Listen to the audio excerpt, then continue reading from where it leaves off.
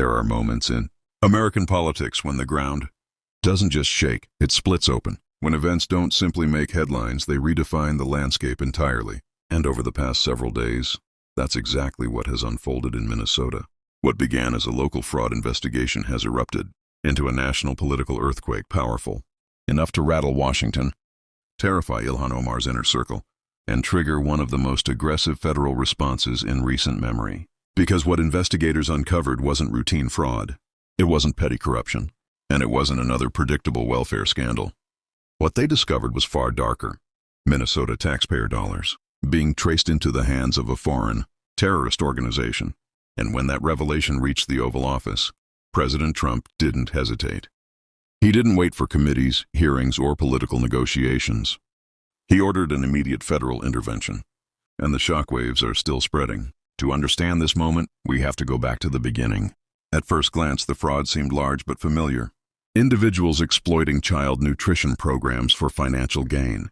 But the deeper federal investigators dug, the clearer it became that this was an accidental oversight or a handful of criminals slipping through bureaucratic cracks. This was a coordinated system, a network that had entrenched itself inside Minnesota's welfare programs.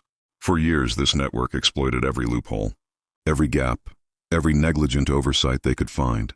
And the more investigators examined the paperwork, the more they realized that this wasn't simply mismanagement. The numbers didn't add up. They defied reality. Claims of feeding thousands of children per day in locations that couldn't physically support those operations. Shell companies operating out of mailboxes. Documentation obviously forged to create the illusion of legitimacy. One example became almost symbolic. A restaurant claiming to serve thousands of meals every day, 7 days a week, yet its total food purchases barely added up to enough to feed a few dozen people. Anyone who has ever prepared food for a large group knows you cannot feed an army on pennies. But for years, that restaurant publicly acted as a hub, receiving federal child nutrition funds and redistributing money through what they labeled charitable operations. Those charitable operations, of course, were nothing of the sort. They were pipelines, channels created for the sole purpose of moving money. And once investigators recognized the pattern, everything else suddenly snapped into place. The fake invoices, the inflated headcounts, the outrageous meal claims, and the astronomical sums flowing through accounts with almost no legitimate expenditures. Federal prosecutors have already charged between 70 and 80 individuals. The stolen amount, well over $250 million and possibly more as the investigation expands.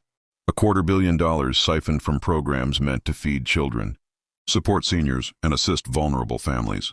But then came the turning point. The moment when what looked like a massive welfare fraud case transformed into a national security emergency. Investigators began noticing substantial sums of money leaving the United States entirely. These weren't standard international remittances. They were being funneled through informal money transfer systems, networks often used in regions where formal banking infrastructure is limited. Many of these transfers passed directly through territories controlled by Al-Shabaab, an organization formally designated as a foreign terrorist group by the United States. In Somalia, movement of money through informal channels is heavily taxed by the militant groups that control local territories. And those taxes, even small percentages, directly fund operations involving violence, destabilization, and anti-Western extremism. So when American counterterrorism officials traced portions of the stolen Minnesota welfare funds into regions under Al-Shabaab's influence, everything changed. The case was no longer about financial crime. It had escalated into a documented pipeline of American taxpayer money indirectly enriching a terrorist organization. That briefing landed on President Trump's desk with enormous urgency. The conclusion was clear. Money intended to feed American children had ended up strengthening hostile militant groups overseas. And Trump's response was immediate. He ordered the termination of temporary protected status for nearly 1,000 Somali nationals in Minnesota, effective instantly. No grace period, no appeals, no exceptions. His public comments reflected the seriousness with which he viewed the situation. He criticized the lack of accountability, questioned why American assistance was being exploited, and directly condemned the channels allowing money to flow unchecked into foreign territories. His tone was blunt, uncompromising, and designed to send a signal. National security comes first. And then came Ilhan Omar's reaction. a moment that many observers say revealed more than any policy debate could. Rather than condemning the fraudsters or demanding transparency, she immediately went on the defensive. She labeled the accusations racist, xenophobic, immoral. She insisted there was not a single piece of evidence that Minnesota taxpayer money supported terrorism. She framed the investigation not as a public safety issue but as political persecution. But her critics argue that this defensive posture raised even more questions. Omar's political foundation is deeply intertwined with the same Minneapolis Somali community now at the center of the scandal. Many of those arrested come directly from her district, and some from networks tied to her past organizing efforts. Every new indictment threatens her political credibility, her support structure, and her national profile. And voters have begun asking a question that will not disappear. How could something this massive happen in her district? For years, without her knowing? If she knew, why didn't she speak out? If she didn't know, what does that say about her oversight and leadership? Meanwhile, Minnesota Republicans, and even some Democrats, have demanded a full federal terrorism investigation. They want answers about who approved these programs, why warnings were ignored, and how individuals previously banned for fraud were allowed to receive federal funds again. The Department of Homeland Security, the Department of Justice, and the Treasury Department have since launched synchronized operations. They are dismantling informal remittance pipelines linked to extremist-controlled regions.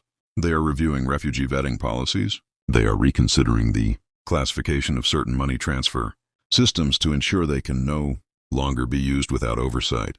For many Americans, this scandal shattered faith in the reliability of federal oversight.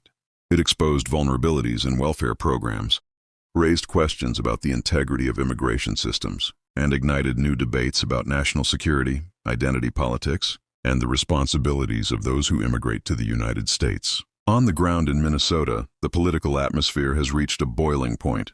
Working-class residents of all backgrounds, Democrats, Republicans, Independents, are furious. They want answers. They want reform.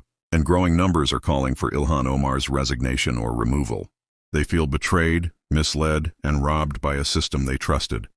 Omar, meanwhile, has framed the situation as a collective attack on her community. But for many in Minnesota, that explanation is not enough.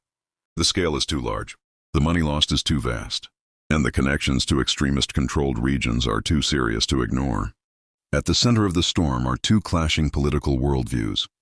One emphasizes national identity, secure borders, and assimilation. The other emphasizes group identity, cultural loyalty, and systemic critique of American institutions. In this moment, those conflicting visions have collided more forcefully than ever. Because when American taxpayer dollars end up passing through militant-controlled territories overseas, the debate stops being theoretical. It stops being cultural. It becomes a question of national security, and the majority of Americans, regardless of party, expect their government to act. And now, with federal agencies mobilized and the political narrative shifting by the hour, Minnesota has become the epicenter of a national reckoning, one that is far from over. Americans want something very simple, something foundational. They want security. They want accountability. They want a government that doesn't get intimidated by slogans or activists or political pressure, but instead puts American citizens first. And after the Minnesota scandal exploded into national view, that demand has only grown louder, because what federal investigators are finding behind the scenes is far more alarming than anyone expected. According to multiple federal briefings, Minnesota may not be an isolated case. It may actually be the beginning. Investigators are quietly warning that similar Somali-linked fraud rings could be operating in several other states, using the exact same tactics that went undetected, or worse, ignored in Minnesota. The same loopholes, the same vulnerabilities, the same lack of oversight. And that's the part that has shaken Washington. Because the systems that failed in Minnesota are the exact systems used across the country. Weak oversight, loose funding criteria, and above all, a deep reluctance to enforce rules or verify eligibility out of fear that someone might be accused of profiling or discrimination. Fraud networks thrive in that environment. They count on it. These networks depend on people being too afraid to ask hard questions. They depend on bureaucrats looking the other way so they don't get dragged into controversy. They depend on activists screaming racism or xenophobia the moment someone tries to verify whether taxpayer-funded programs are being abused. And for years, that strategy worked. It shut people up. It shut investigations down. It kept the money flowing. But now, for the first time in years, federal regulators are openly discussing major changes. They are debating whether certain remittance networks, the informal systems used to move money overseas, should be reclassified as monitored financial channels. And the reason is simple: terrorist taxation. When money travels through militant-controlled regions, those groups take a cut. It doesn't matter who sends it or why. The militants profit. And once investigators confirmed that American taxpayer dollars stolen through welfare fraud made it into territories controlled by extremist groups, everything changed. Those national security implications forced the government to rethink decades of policy. The days of sending money overseas with no oversight, no documentation, no accountability, those days are coming to an end. This case forced America to wake up. It forced officials to acknowledge that generosity without security is dangerous. It forced regulators to admit that hostile groups do, in fact, look for ways to exploit Western systems. And once you understand the level of exploitation involved, you cannot simply ignore it. You have to close the loopholes. You have to tighten vetting. You have to protect the homeland. Under this administration, national security is not optional. It's not symbolic. It's the priority. And that means TPS protections for other high-risk countries are now under review. It means refugee vetting standards that had been loosened for years are tightening again. It means states are being put on notice. If they cannot manage federal programs responsibly, the federal government will step in, and it will not apologize for doing so. The scandal is not just reshaping Minnesota politics, it's reshaping the entire national immigration debate. And it's doing so because it confirmed something many Americans suspected for a long time but were afraid to say out loud. Not everyone who comes to this country wants to become American. Some individuals and some organized networks come here to exploit America. They want the benefits, the safety, the economic opportunity, but they don't want the responsibility that comes with being part of a nation. They don't want the assimilation. They don't want to adopt American values or leave their old loyalties behind. And when you bring people from countries plagued by corruption, violence, and tribal conflict, and you don't require them to adapt, those same problems follow them here. Instead of unity, you get parallel systems. Divided loyalties. Communities that view America not as a home to protect, but as a resource to extract. And when fraud networks exploit those dynamics, the consequences ripple across entire states, just like we're seeing now. But let's make one thing absolutely clear.